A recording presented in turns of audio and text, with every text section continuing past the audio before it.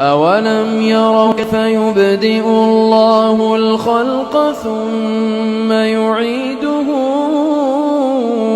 إن ذلك على الله يسير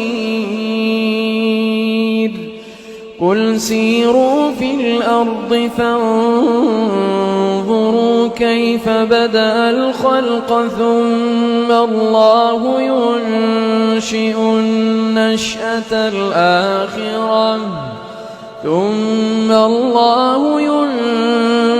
النشأة الآخرة إن الله على كل شيء قدير.